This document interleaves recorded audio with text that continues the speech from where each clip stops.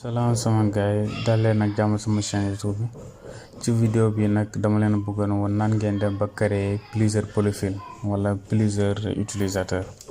Voilà pourquoi loolu par exemple utilisateur bu nekk mën na am bokkul gu ak moromam lan lay seetaan donc mën nga créer beneen compte boo xam ne par exemple fekkee ay film rek nga bëgg seetaan nga xam ne même soo arrêté foofu film soo ñëwee da nga ko fekkaat.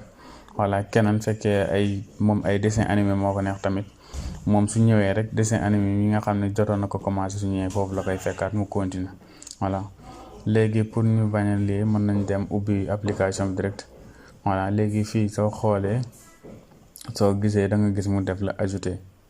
Voilà gis nga interface bi ngay gis. Voilà léegi da ngay ñëw ba si ajouter.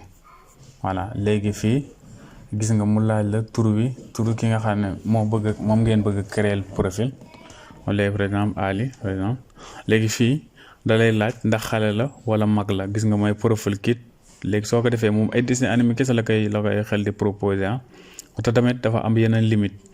Voilà da ngeen parce que fekkee xale la il faut ngeen sélectionner fekkee mag la moom jërë ngeen koy sélectionner.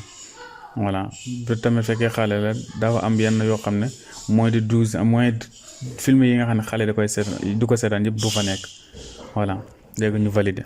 Voilà gis nga créer nga benn utilisateur nii nga mën a def par exemple mën nga ajouter keneen par exemple mën nga ajouter ñeneen voilà bare mën nga changer profil bi tamit.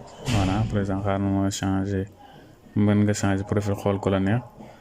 Voilà mën nga changer def loola neex. Voilà ok jaa ngeen jëf sama gars yi fekkee vidéo bi neex ñaa ngeen partage te ngeen aimé jaa ngeen jëf sama gars yi.